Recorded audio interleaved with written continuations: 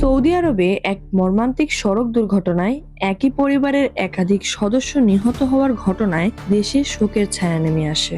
দুর্ঘটনায় পুরো পরিবার হারিয়ে দেশে ফিরে আসে তাদের ছোট্ট কন্যা শিশু, যে বর্তমানে আত্মীয় স্বজনের তত্ত্বাবধানে রয়েছে।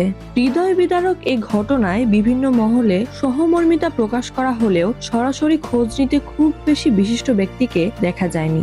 এরই মধ্যে অসুস্থতা কাটিয়ে হাসপাতাল থেকে বাসায় ফেরার পরপরই শিশুটির সঙ্গে দেখা করেন বাংলাদেশ জামায়াতে ইসলামী এর আমির ডক্টর শফিকুর রহমান। তিনি শিশুটির শারীরিক ও মানসিক অবস্থার খোঁজ খবর নেন এবং তার পরিবারের সদস্যদের সঙ্গে কথা বলেন। সাক্ষাৎকালে কি আলোচনা করা হয়েছে তা আনুষ্ঠানিকভাবে জানানো না হলেও শিশুটির ভবিষ্যৎ নিয়ে উদ্বেগ ও সহমর্মিতা প্রকাশ করা হয়েছে বলে জানা গেছে।